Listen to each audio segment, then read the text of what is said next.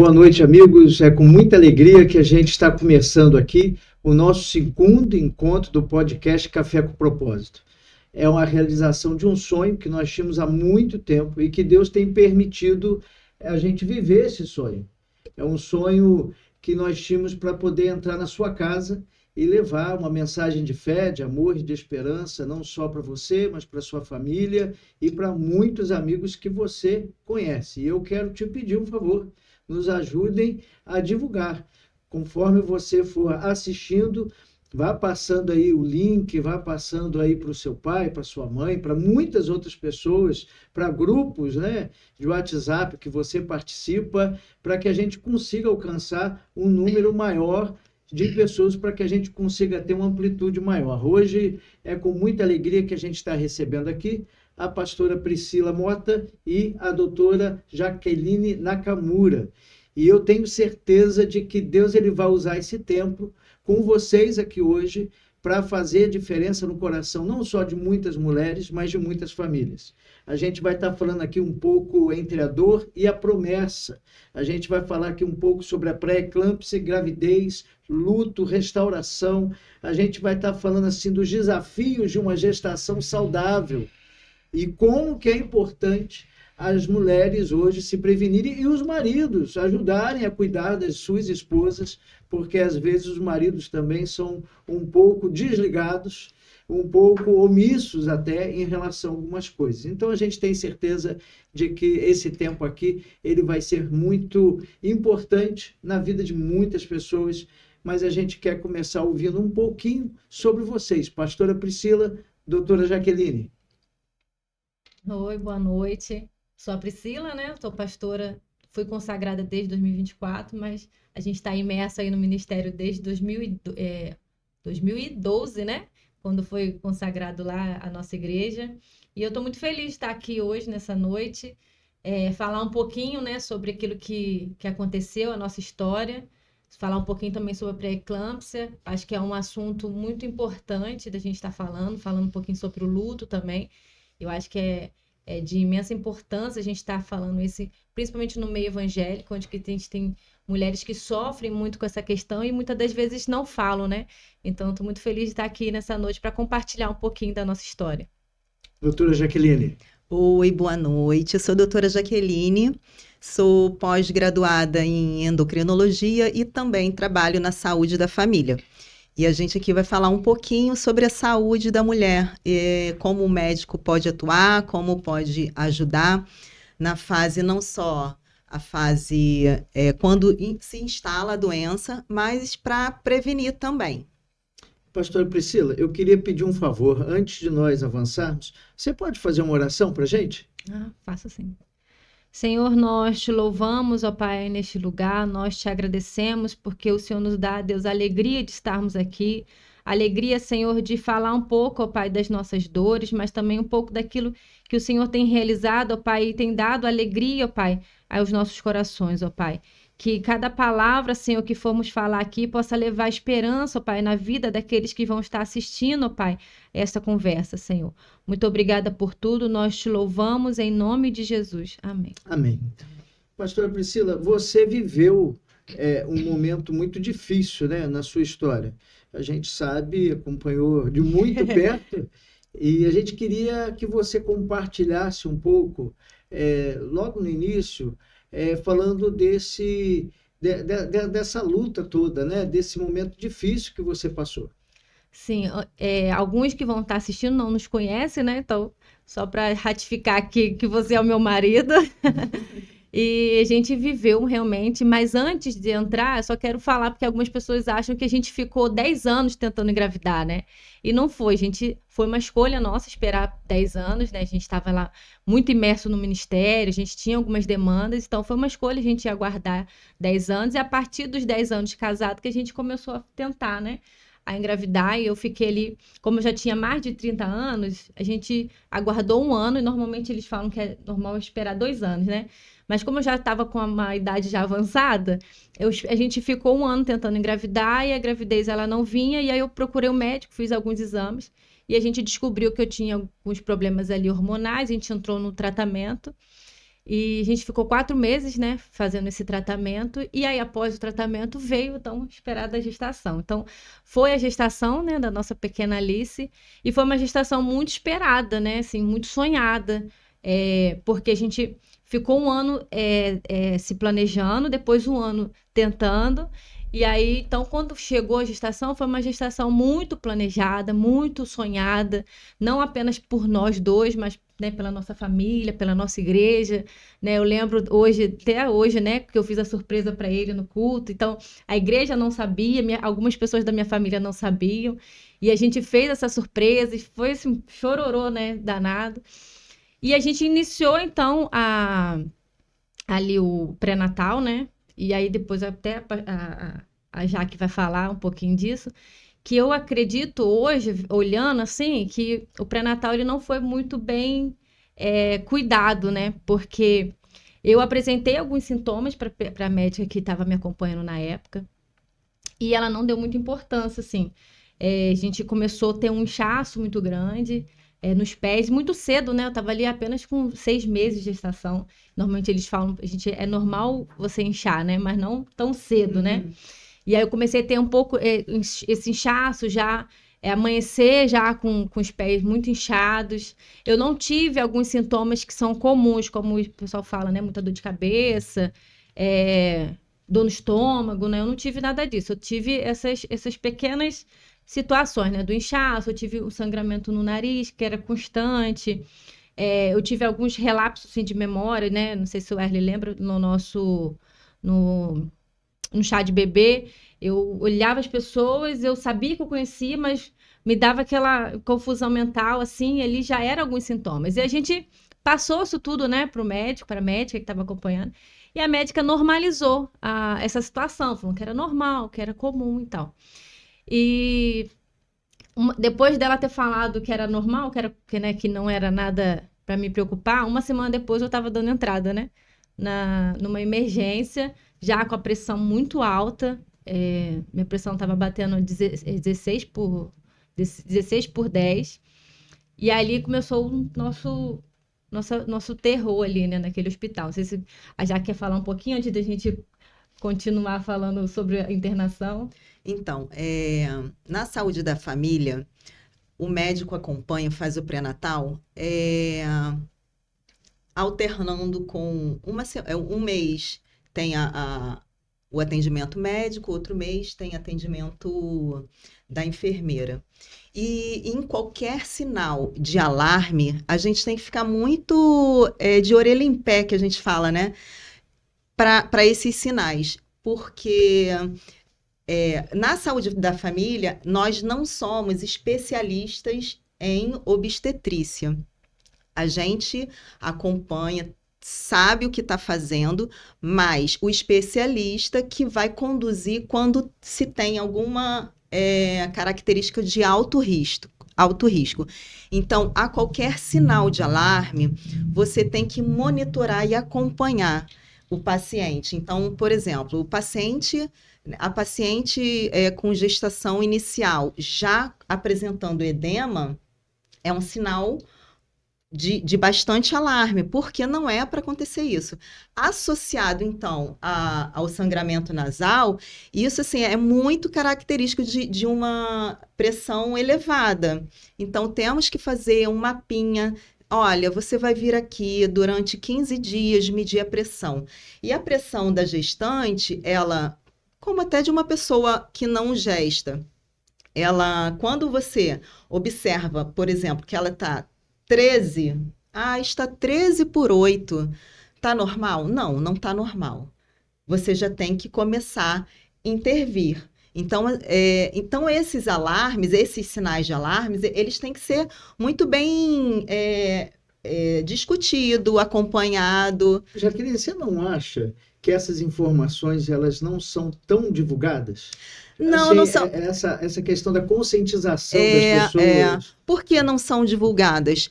Porque normalmente a gente já oferece isso no nosso atendimento médico, né? A gente tem que saber que isso são sinais de alarme. Não sei, né? Não posso falar pela colega médica, não tenho, né, os dados completos do que ela observou, enfim, mas o natural é quando a gente vê qualquer sinal de alarme, a gente acompanha e encaminha para o alto risco. O alto risco ele é feito pelo médico obstetra, que só cuida de alto risco. Então, ele já detecta bem cedo e entra com a medicação, se necessário. Ele intervém bem cedo para que não haja isso. Agora, para isso, precisa de um olho clínico que vá saber que aqueles são sinais de alarmes, né? Você falou do edema, né? Eu lembro que eu engordava 1 quilo por mês. Uhum. E nesse mês, eu engordei 6 quilos. Nossa, muita coisa. Então, até depois, né? Depois do meu médico, que hoje é o meu médico, ele falou, isso já era uma questão de acender a luz vermelha, né? Porque se você tá engordando ali 1 quilo, né? Mais ou menos, e aí de um mês para o outro, você tá comendo da mesma forma e engorda 6 quilos, então já era algo muito excessivo, com certeza, né? E assim, o edema inicial, ele não é para existir. A gente, em toda consulta de pré-natal, a gente tem que observar não só, né, a barriga, como tá, mas a gente tem que fazer a avaliação do pé. E isso vem até detalhado no nosso prontuário, que a gente tem que preencher. Então, sempre, como é que tá seu pezinho? Deixa eu dar uma olhada. E dar uma, né, para ver se tem um edemazinho, e a gente classifica em todas as consultas. E se tiver, aí você pergunta, olha, não, é só, normalmente, né, quando já vai aumentando a idade gestacional, a gente, claro que tem queixas de edema, mas assim, eu tenho um edemazinho sim, mas no final do dia, e aí eu fico muito tempo, o dia inteiro trabalhando em pé e tal. Isso é comum existir, né? Colocou o pezinho lá para cima, fica ok, fica, e no outro dia acorda sequinho, não sei o que, não é sempre, então você já fica mais tranquilo. Agora, o edema que se inicia logo na manhã não é um edema que era para existir, porque ali você passou a noite toda deitadinha, então não é para ter aquele acúmulo, né, de líquido ali embaixo. Então já tem que ficar bem de alerta em relação a isso. Pressão alta, inchaço excessivo, dor de cabeça, sangramento nasal, alterações na visão, que foi o que ela falou aqui. Exatamente. Então, quer dizer, são riscos para a mamãe, são riscos para o bebê. Isso, sinal de alerta mesmo. E aí tem que ser encaminhado para alto risco para ser bem cuidado. Não é que depois você para de atender aquela gestante, não. A gente continua atendendo e ela também vai. Então, ela passa em 3 tipos de consultas diferentes. Ela fica com o médico de alto risco, fica com o médico da saúde da família, com o enfermeiro também. Fica rodando ali entre essas 3 especialidades diferentes. Assim, a gente conhece um pouco do seu trabalho e a gente vê o cuidado que você tem com os seus pacientes, com as pessoas que estão sobre a sua responsabilidade. E a gente vê o quanto que falta também isso, a gente não está aqui falando de A ou de B, mas o quanto que falta desse cuidado às vezes. O quanto que, sabe, as pessoas perderam um pouco. Verdade, mas, pastor, eu acho até que não é só no mundo da medicina, não. Em tudo, eu acho que está se perdendo muito a humanidade, né? A empatia. Então, buscar isso o tempo inteiro. Você pode ter a profissão que for, mas até trabalhar dentro de um escritório, só você e o seu computador, mas você tem que ter empatia com o próximo de alguma outra forma, sabendo quem vai estar ali do outro lado te recebendo, seja numa tela, ou seja no consultório, ou seja você limpando algum ambiente. Então, assim, ter o prazer de se relacionar com pessoas. Exato. Né? Isso faz toda a diferença para o seu trabalho, você entregar um trabalho melhor. Eu acho que falta muita empatia hoje. Eu acho que a gente perdeu um pouco, né, dessa humanidade, dessa sensibilidade. E eu me lembro bem, em cada momento desse que a Priscila passou, o quanto que alguns atendimentos, principalmente depois que ela foi internada, e a gente estava lá, as pessoas não tinham uma sensibilidade, não tinha preocupação de olhar para os detalhes, Uhum. sabe? Às vezes ela estava lá internada e um remédio que era de 6 horas, a gente tinha que lembrar, olha que absurdo, eu tinha que lembrar a pessoa que ela tinha que tomar o remédio. E às vezes as pessoas veem tantas coisas duras na vida e que se normaliza o ruim, sabe? Você, isso daí, eu vejo toda hora isso, perder uma criança eu vejo toda hora. Mas não, é uma vida, Uma vida. né? Não é só um número, Não né? é só um Eu número, me não. lembro quando ela foi internada e pediram para ela sair do hospital no carro do pai dela, para que ela fosse em um outro hospital que ficava distante para fazer um exame e que depois a gente acabou descobrindo, não foi? Que tinha lá mesmo. Mas aí eu queria só abrir um parênteses aqui das grávidas, né? Porque às vezes a gente fica muito sem informação. E eu acho que as grávidas também, e depois, né, depois que tudo isso aconteceu, eu acabei buscando muito sobre esse assunto, até mesmo para conseguir engravidar mais tranquila, né? Mas para a gente também buscar as informações, o mínimo de informação, né? Porque a gente confia muitas vezes nos médicos, né? E muitas das vezes, né, como foi o nosso caso ali, e eu não estou generalizando, mas provavelmente talvez a doutora não tinha muito, né, a doutora que me atendeu na época, não tinha muita experiência em relação a isso. Então, talvez, né, não que a gente se culpe, né, mas a gente fica pensando, talvez se eu tivesse lido, né, sobre, se eu tivesse entendido um pouquinho mais. Então, pra gente também ficar muito, porque eu lembro que quando eu reclamava dos inchaços, até mesmo com a minha rede ali, com os amigos, as pessoas sempre falavam, não, isso é normal, né? Eu também vejo isso, as outras grávidas também incham e é normal. E aí você vai normalizando, então é normal, então tá tudo tranquilo. Então, se talvez naquela época, né, eu tivesse um pouquinho de informação mais, não confiando apenas no que o médico tá falando, mas se a gente, né, tivesse buscado, talvez eu tinha feito o atendimento mais rápido, né? Assim, o ideal é você realmente confiar no médico. Você não fez errado, não acho que você tenha feito errado, acho que não existe, não é para existir essa culpa, se é que há, né? Mas porque o ideal e o normal é você confiar no médico. É ele que tem que conduzir, é ele que tem que saber quais são os sinais de alarme, o que é bom, o que não é. Então, assim, o paciente está ali, é como uma criança na mão de uma mãe, a mãe que tem que conduzir. Então, a gente tem que se colocar numa posição né, hierárquica de saber que aquela hora é a hora da gente conduzir. Então, isso, você...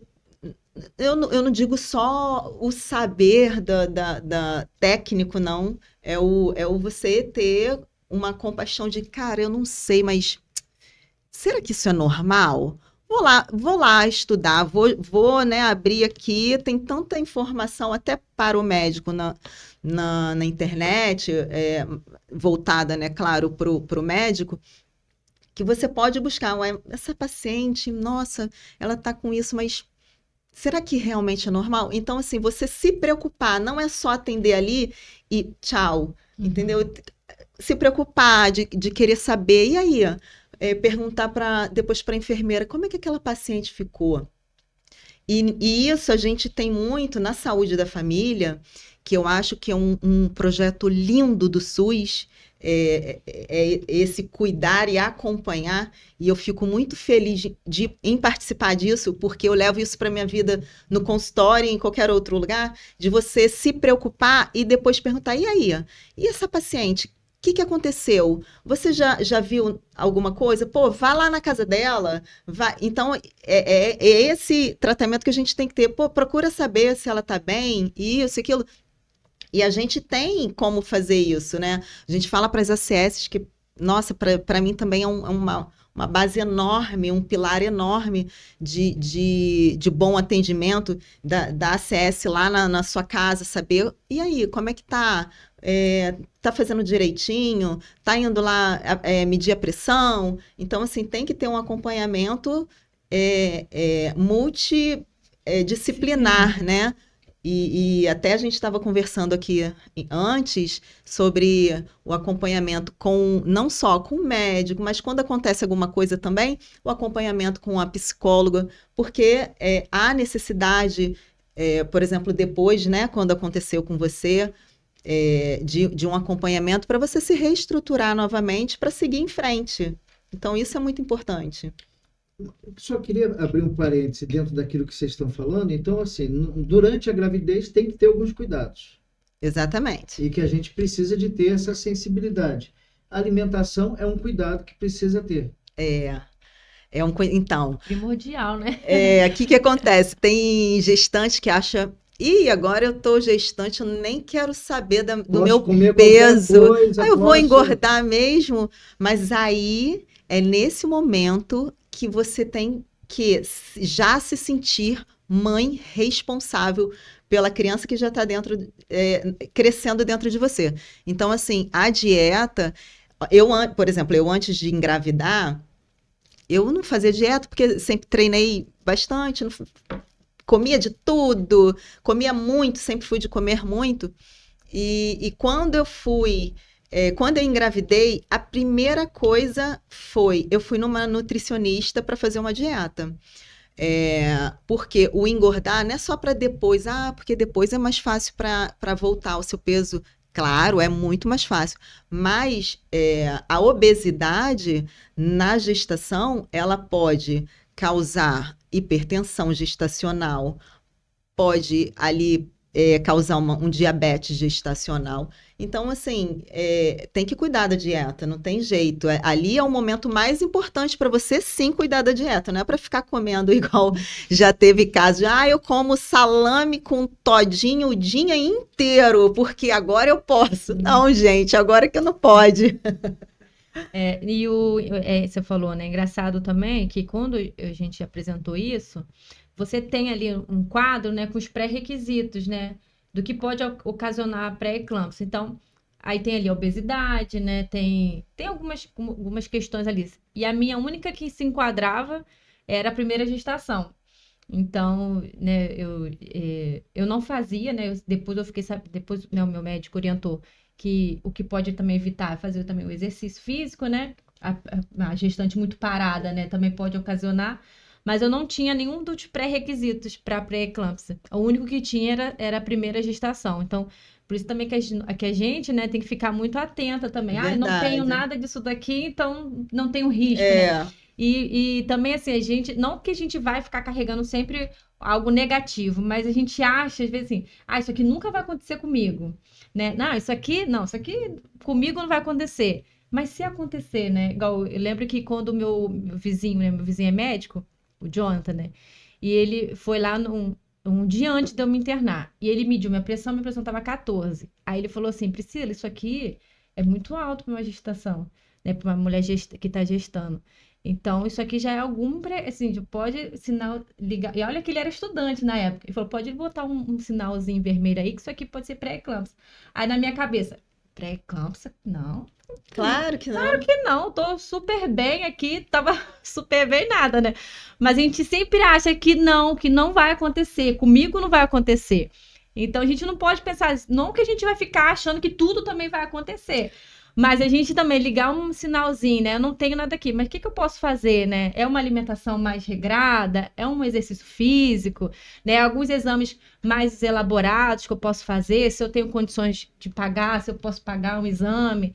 Então, a gente precisa estar mais consciente também dessas questões. Verdade. E assim, tudo na vida, tudo na vida o equilíbrio é a coisa mais difícil, né? Você equilibrar uma alimentação, você equilibrar o quanto você trabalha, você equilibrar o quanto você descansa, o equilíbrio é muito difícil. Então, você equilibrar o quão você vai se preocupar e não se preocupar é muito difícil.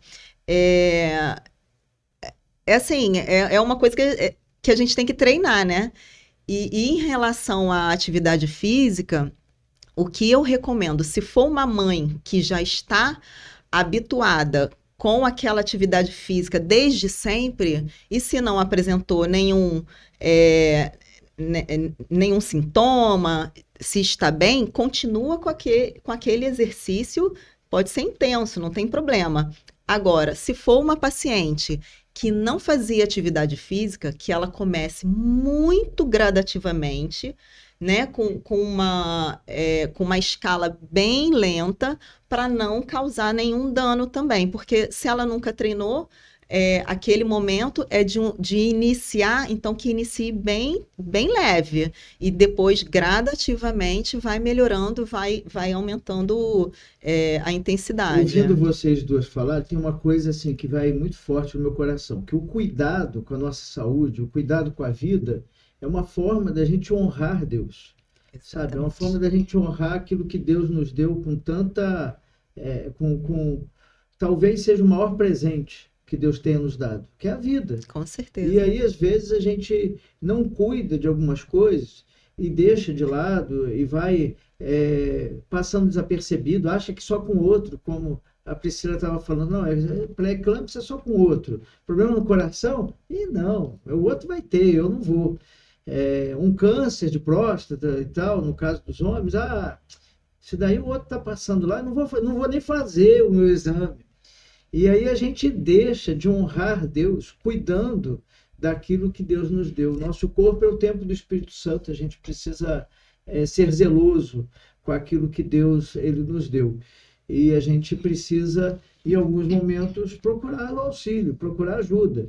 A gente precisa, durante a gravidez, ter o acompanhamento médico adequado e ficar ligado nos detalhes. A gente precisa, caso aconteça, como aconteceu, né, com a gente, de perder a nossa filha, a gente precisa de um acompanhamento depois também. Pastora Priscila, fala um pouco sobre isso. A gente foi um baque muito grande, né? Acho que a gente não espera, né? Muda a rota, né? É comum os novos enterrar os velhos, né? Agora, uma mãe, né, independente da idade do seu filho, enterrar o seu filho é um baque muito grande. Acho que pais não estão preparados para enterrar filho. Eu acho que assim, a gente vem pela ordem natural, igual você estava falando, de que assim, e é óbvio que a gente vai sentir e sentir muito. Eu amo muito meus pais. Hoje meu pai tá com 80 anos, é uma pessoa incrível na minha vida. Minha mãe com 74, eu quero que eles cheguem aos 120, 130, 150, se deixar. Eu também. Mas assim, a gente mentalmente, psicologicamente, emocionalmente, a gente até assim, pensa que em algum momento a gente vai passar pela falta deles, mas enterrar um filho é uma dor que parece que te rasga por dentro.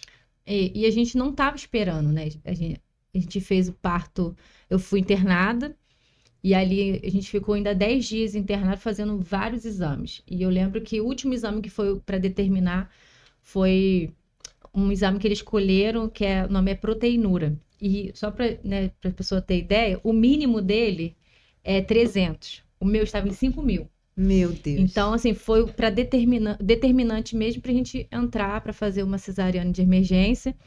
E a gente fez, né? Graças a Deus, Deus cuidou ali, porque poderia ter acontecido N coisas ali na cirurgia, né? Porque eu já tinha entrado com a pressão alta, mas foi tranquilo ali em relação a mim. E a gente não teve, né, aquele que toda mãe espera, né? O neném nasce, você quer receber o seu neném no colo.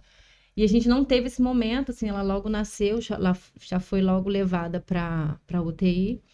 Só que, mais uma vez, né, assim, a gente teve ali um pouquinho de negligência ali na UTI neonatal, porque em nenhum momento eles falaram para nós que a Alice tinha algum risco, né? A única coisa que passavam ali pra gente é que ela tinha nascido fora do peso e ela precisaria, né, chegar ali, ela nasceu com 1,7 kg e ela precisaria ali chegar pelo menos a 2 quilos para liberar. E depois a gente recebeu o prontuário, né? E a gente viu que não era, assim, realmente tinha acontecido algumas questões que eu não vou ficar entrando aqui em questão técnica, mas já estava acontecendo algumas questões com ela internada que não foram repassados para nós. Então, a gente estava muito tranquilo, assim, tranquilo, não porque você sair do hospital sem sua filha é coisa pavorosa, né? A gente teve alta, eu tive que vir embora, ela ficou lá. E foi a primeira noite, a gente não dormiu, né? De tão ansiosa que a gente estava. Mas assim, tranquilo, e sim, vai chegar 2 quilos, para pegar ela, a gente vai para casa. E aí não foi, né? A gente estava em casa, a gente recebeu a ligação do hospital. O hospital não comunica, né? Só fala pra gente comparecer no hospital. Mas ali a gente já tinha meio que se desesperado, assim, né? A gente fala assim, a gente crê no Senhor, a gente confia, mas nesse momento, assim, a gente cai no desespero de fato, né? Não que a gente tá em pecado, né? Eu tô em pecado porque eu tenho que cair no desespero e eu não confio em Deus. Não, porque a gente é mãe, a gente é pai, a gente é carne, né? Mas existe um impacto na fé? Assim, eu Na posso... perda, em passar por tudo aquilo que a gente eu passou, mas para você existiu um impacto na Então, fé? eu acredito assim, num primeiro momento, quando a gente recebe, né, quando a gente recebeu a notícia, a gente foi ali, e ali no hospital a gente, né, teve a notícia de que ela tinha, né, vindo a óbito, eu acho assim, que a gente fica meio sem entender, né, principalmente a gente ali que estava naquele momento, que a gente não sabia que ela estava passando por algumas dificuldades, né, na saúde dela. Então a gente fica meio sem entender, a gente fica meio sem chão, a gente começa a questionar, meu Deus, mas o que aconteceu, né? E a gente questiona, assim, na época eu até compartilhei com a pastora, né? Que eu falei assim, meu Deus, a gente fez tudo tão certinho, né? A gente tá na igreja, a gente tá servindo ao Senhor, né? Eu, desde, né, dos meus 22 anos que eu sirvo ali ao lado do Wesley, não como pastor oficial, mas ao lado dele ali na igreja. E a gente questiona, né? E eu lembro que ela falou uma palavra assim que eu carrego pra minha vida até hoje. Que eu falei assim, mas por que, né? Você também estava junto. Eu falei, mas por que comigo? E ela falou assim, por que não com você?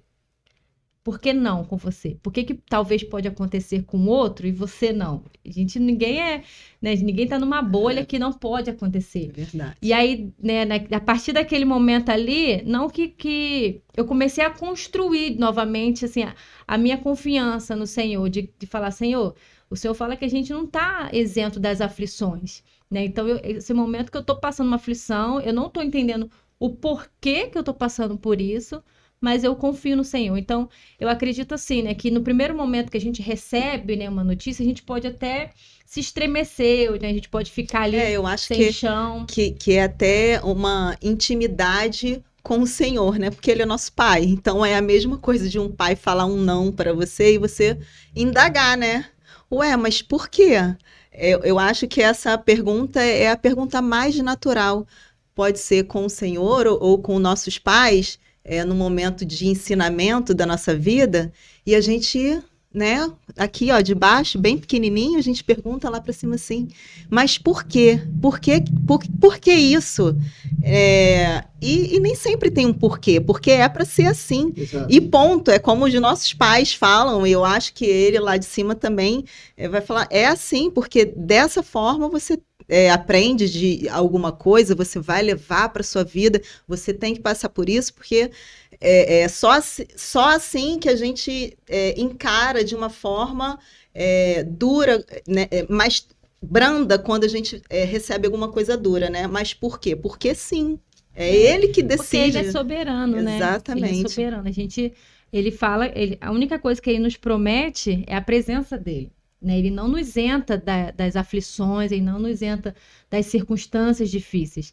Né? A gente vai passar, né? A gente passou e a gente vai passar. Mas ele garante a presença dele, né? Então, eu louvo a Deus, assim, porque eu até...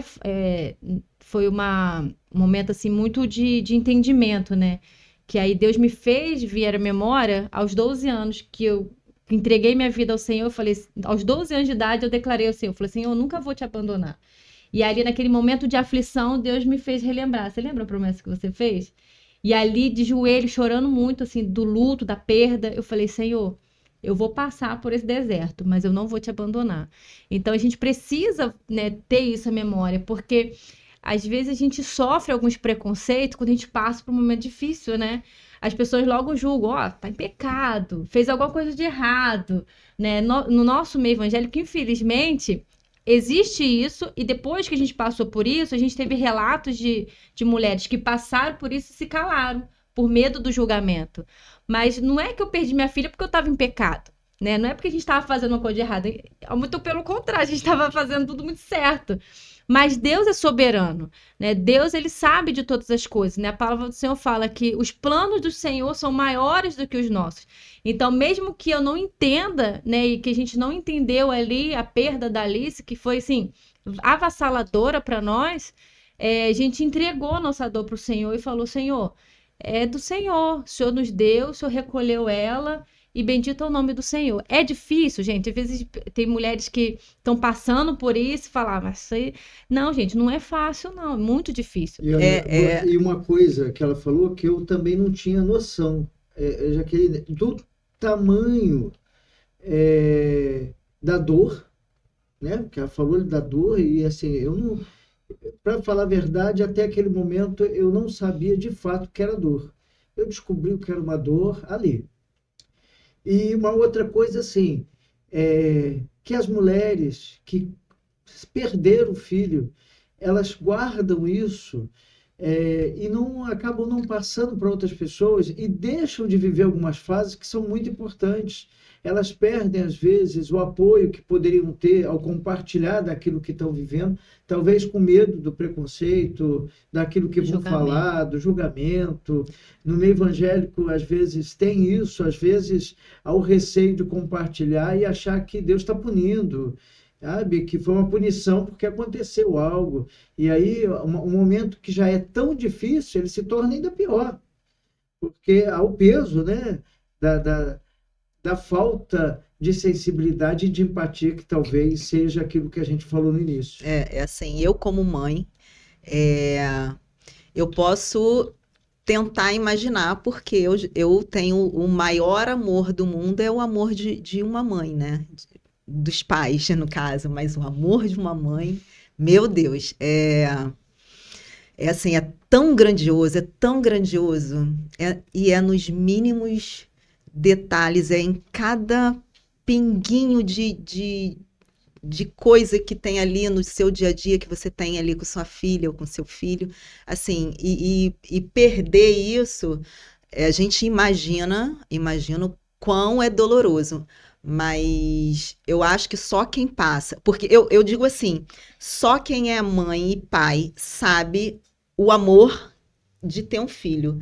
Você, por mais que você tenha mas o meu sobrinho, não sei o que, você pode amar muito, muito, muito, mas o amor de mãe é uma bênção que é extraordinária. Assim, você só conhece tendo mesmo. E a perda, eu imagino que seja na mesma proporção, né? A dor, que seja a maior dor. Você cria ali o vínculo desde quando você descobre, né? Deu positivo ali, você já criou um vínculo ali com aquela criança que assim, é inexplicável, né? Assim que a Yumi nasceu e que eu pude fazer uma tatuagem, eu fiz uma tatuagem para ela que eu coloquei, eu já fui morada, já fui alimento, hoje eu sou só amor. Porque, assim, é uma bênção tão grande. Você imagina um serzinho vivendo dentro de você. Significado legal. Repete para mim, por favor. Eu já fui morada. Olha. Já fui alimento, porque ela se alimentava apenas de mim, né? E hoje eu sou só amor. Então, assim, é uma bênção tão extraordinária que eu nem consigo dimensionar a dor que é de perder um filho. E né? eu acho que a Jaque pode falar um pouquinho em relação a isso, do cuidado após o luto, né? Porque é engraçado assim, que quando a gente, né, eu tenho contato com mulheres que perderam já sua filha, né, seu filho, já com idade, e com essas que perderam na gestação ou ali no neonatal, como eu, né? Então, a gente que perde tanto na gestação quanto nesse período ali de neonatal, né, que a gente fala, o nosso luto é de algo que a gente não viveu. É muito estranho, assim, você sofre por uma coisa que você não viveu. Você criou uma expectativa, né, de ter seu filho no colo, de levá-lo para casa, né? E, por exemplo, da Alice, a gente já estava com o enxoval dela todo pronto, né? A gente já estava com tudo organizado, né? Tudo já certinho, o quartinho dela. Então, você volta para casa, né? A gente fala, né? Mães de colo vazio, né? Você volta para casa sem seu filho, é um sofrimento, né? Como as pessoas indagaram a gente na época, né? Umas pessoas sem sabedoria, né? E falaram assim, mas como que vocês estão sofrendo tanto se vocês nem tiveram tanto contato? Meu Deus! Vocês nem tiveram contato, porque ela ficou na UTI 6 dias, né? E aí na UTI a gente teve pouco contato com ela, assim, de estar no colo, porque não podia, né, mexer muito nela. Mas as pessoas indagavam isso a gente, né? Pois E é, eu né? falei, gente, ela viveu em mim. A Ela dor vive... não anula o amor que existiu, né? A dor ali da perda, É. que não anula E nem, o amor que e nem o existiu. tempo de convivência, muito menos o Então, assim, tempo as de pessoas convivência. não têm, as pessoas que, né, não passaram ou não vivenciaram com alguém próximo, não têm noção do sofrimento que é. E aí fala assim, mas daqui a pouco Deus te dá outro. Falei, gente, mas não é um sapato, né, que você não quer mais, você troca. É um filho seu, A né, dor que do você luto, tinha ela ali já. não anula o amor que existiu. O tempo que a gente teve de convívio é sempre algo muito intenso, principalmente quando a criança nasce.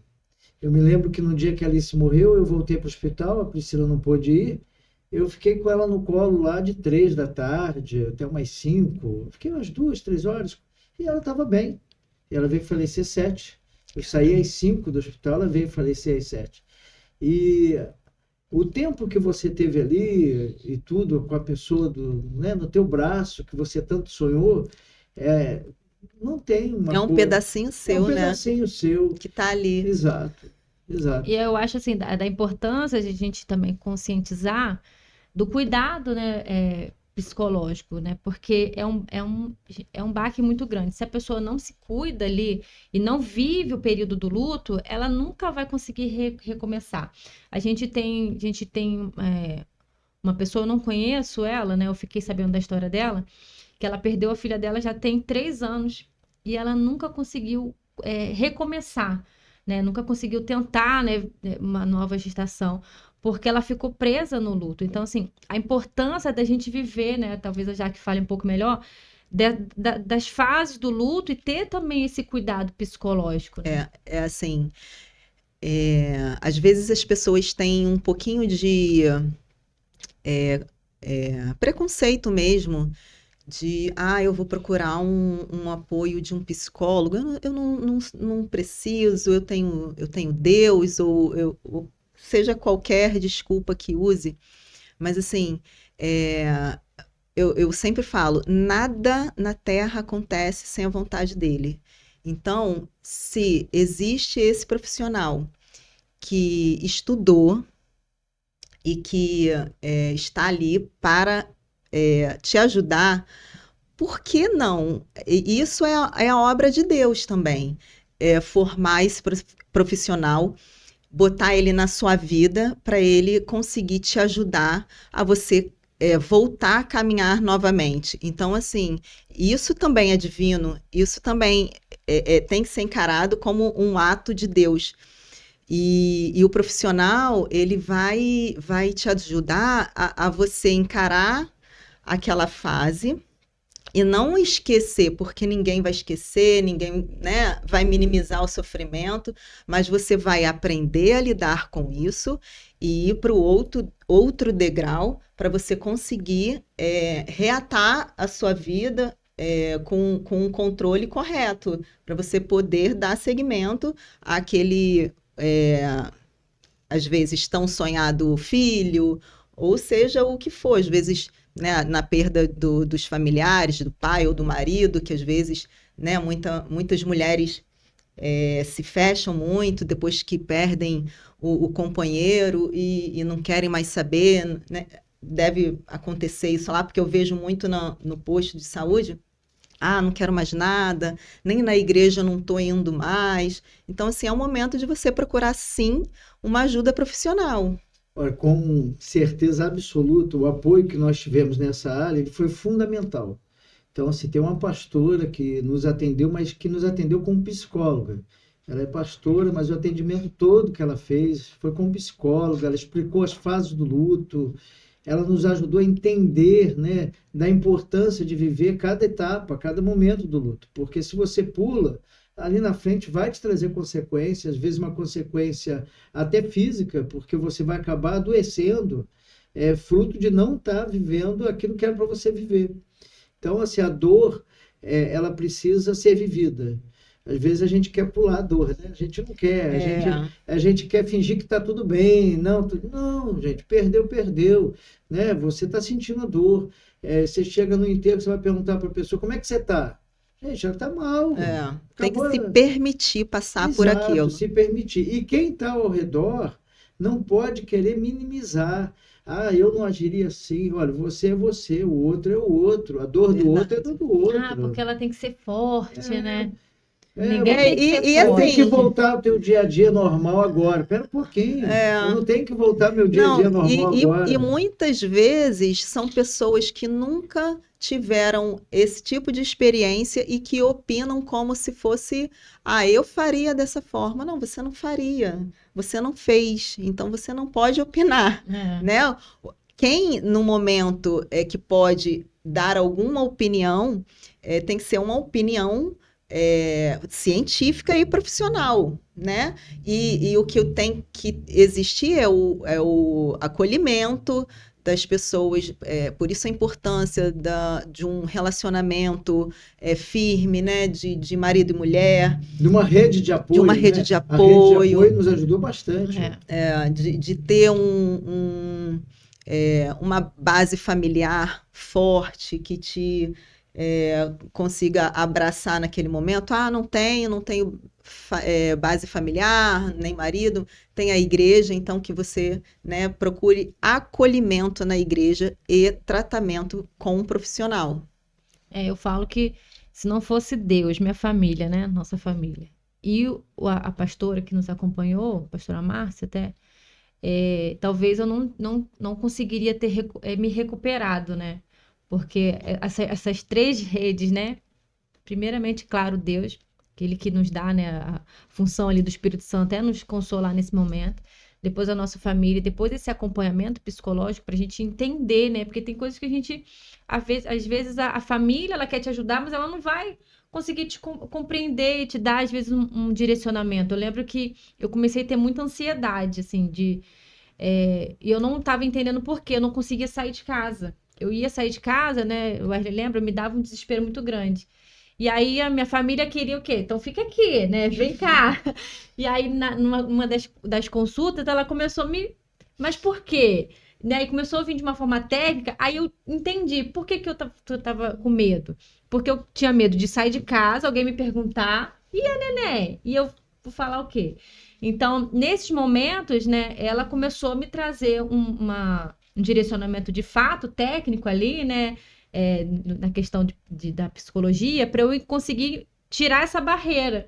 Eu acredito que se não fosse esse acompanhamento, né, mais seguro ali, talvez a minha recuperação teria sido um pouco mais lenta.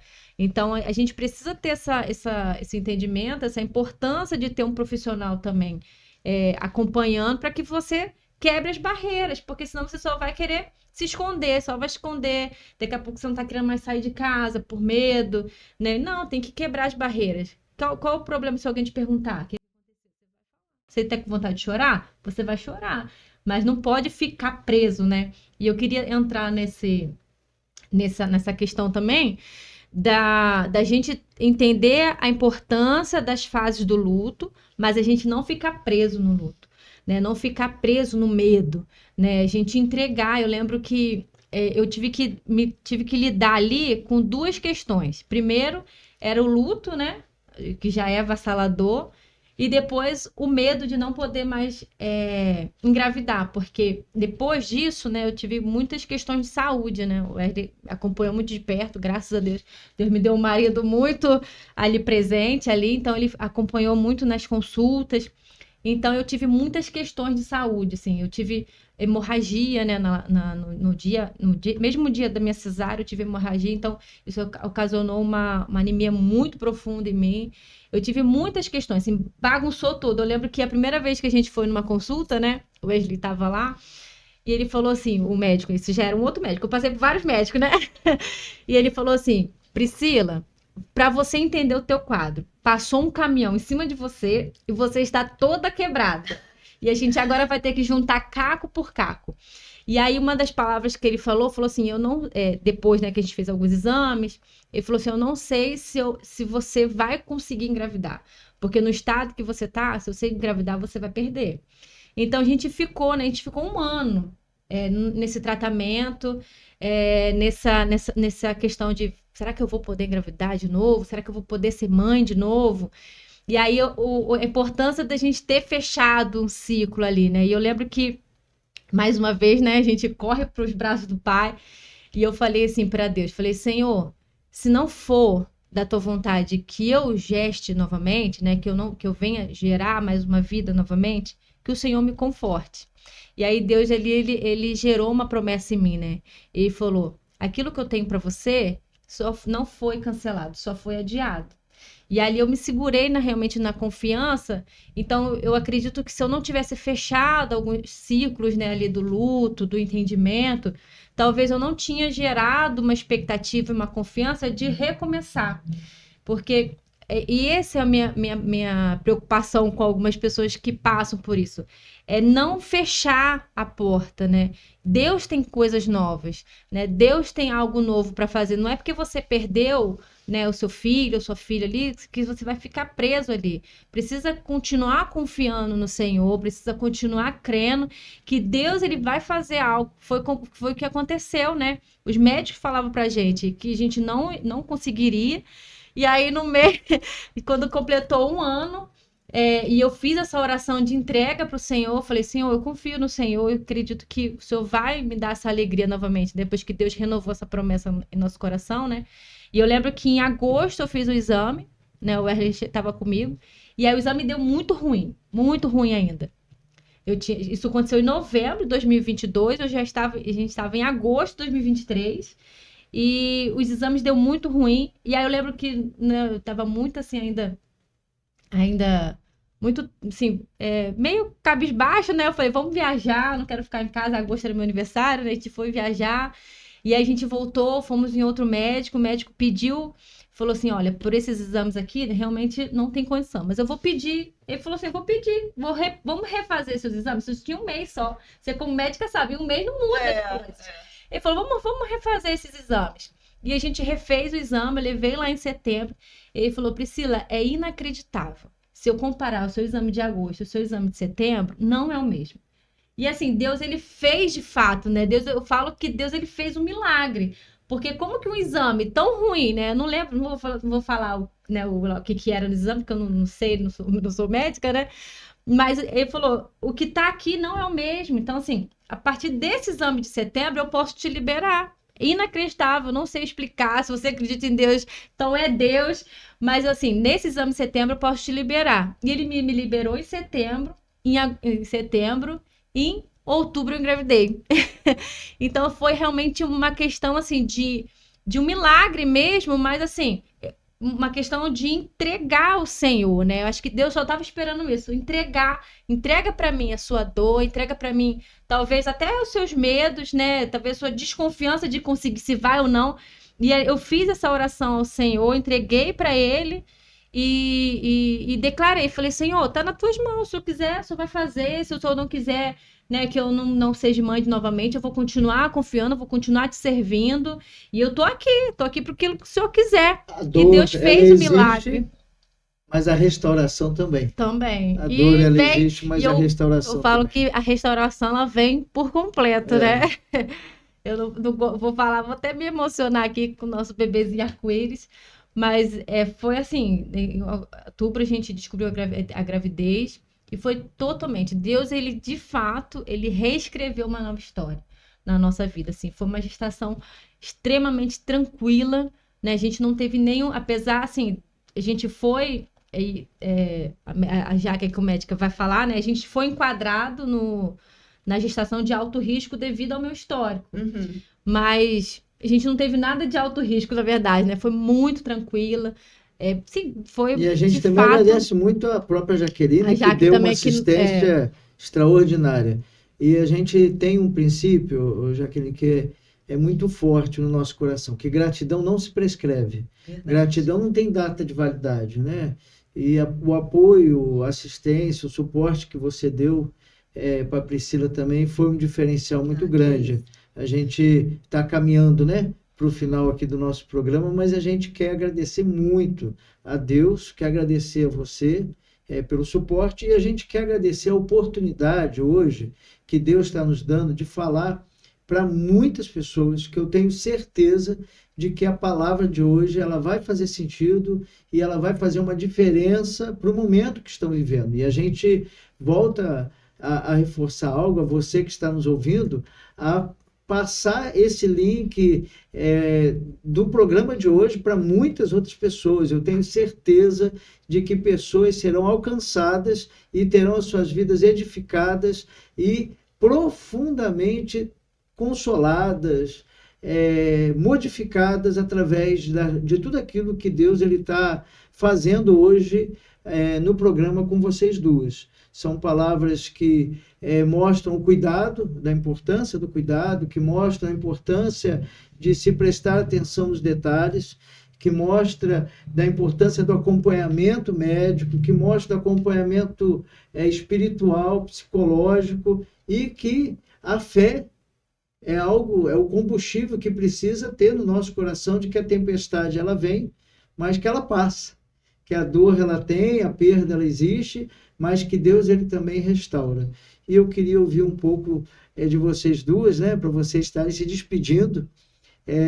A vontade era de ficar aqui mais muito tempo, e a gente pode sim pensar numa outra ocasião para voltar aqui com vocês duas. E eu creio que a gente fazer uma segunda parte, né, do nosso programa com vocês, porque realmente está sendo algo incrível e o tempo passou rápido demais. Voa. Né? O tempo voou. Vocês estavam preocupados com o tempo no início. E, na verdade, 1 hora voou aqui hoje. Eu quero agradecer. Pode falar? Pode. Eu quero agradecer, né? A gente está aqui. E eu queria deixar só uma palavra, né, para as mulheres que passaram, né, por isso, ou que estão passando agora, né?